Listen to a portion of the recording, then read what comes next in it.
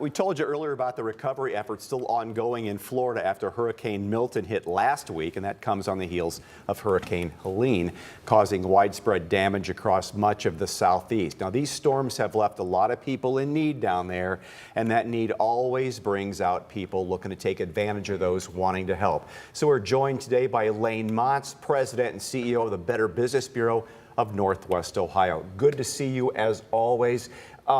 You come on here frequently and talk about looking out for scams, but this, it's like basically, let's start with this. If I want to donate and help the people down in that zone, what's the best avenue to go? Because there's a lot of really legitimate organizations too you could give to.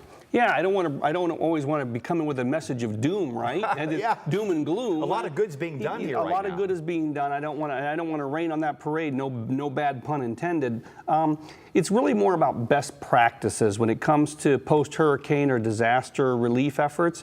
It's not that all the people reaching out to you to prompt you to donate are scammers. A lot of them are probably legitimate. There are some scammers in there. It's more about best practices when you want to donate, because there are some things that can help you make an impact and some things that you might be tempted to do in the heat of the moment that really aren't going to be as impactful. I know that after Hurricane Helene hit the north, even as far up as North Carolina, a guy I know, big heart, he got some donations out of Rossford, and they loaded up some trucks and drove down there, and they found a church in North Carolina and distributed a lot of supplies, toilet supplies, food, canned goods, the whole thing. And that did a lot of good, I'm sure it did. But in a way, is it better sometimes to write a check or send a credit card to somebody? Because then these organizations like I'm going to use the Red Cross, for example, they have avenues to help out. They have whole warehouses in regions that can go to. So I love the stories where people are making a physical trip, bringing physical items. And keep doing it. And I don't want to discourage it. However, it's probably best, first and foremost, to think about what organizations are already down there with some sort of presence in the area or near the area. And if they don't have a physical presence down there already, do they have a partnership? Because really the people that have been on the ground pre-disaster are the ones that are going to be able to help the most efficiently post-disaster. So, me driving down, could I get a Penske truck and take down? I could, definitely could do that. But would it be better for me to send money to organizations that already have a network and let them decide best, since they're closest to the problem? BBB generally says it's the second option is a little preferable and probably a little safer as far as where your money's going and how it's going to be used. We're about 2 weeks from Helene. We're just a few days from Milton coming in there. If you want to go to a rapid response organization, what do you look for? So again, I would say one that already has a network in place down there, an established, like the Red Cross. Yep, an established name. If you go to the BBB sister organization, the Wise Giving Alliance, Dan, the Wise Giving Alliance, that's give.org, give.org.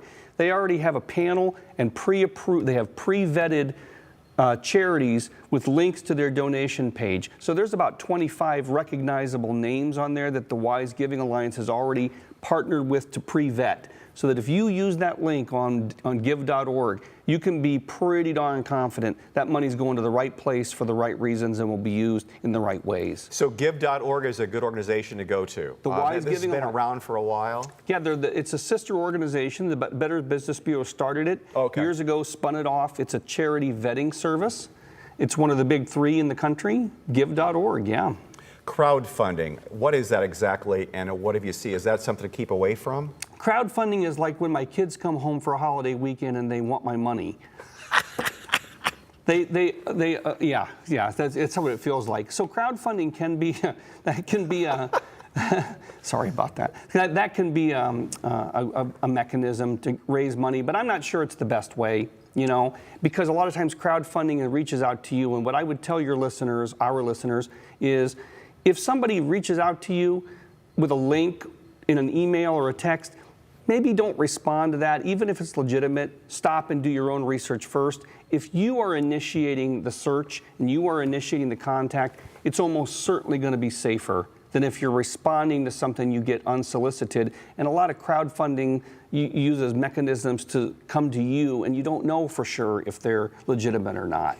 Lane, we have about 30 seconds left here. I think Northwest Ohio, Southeast Michigan has a great track record for being very generous during times of crisis. It's true. What have you seen over the years? But what's the biggest events that cause people to really be very generous?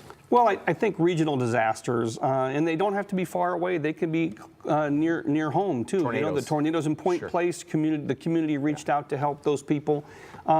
So I think it's often a regional disaster, or if it involves animals or military, that we have a real heart for that here in Northwest Ohio. Lane, Better Business Bureau, thank you so much for being here today. Always a pleasure, Dan.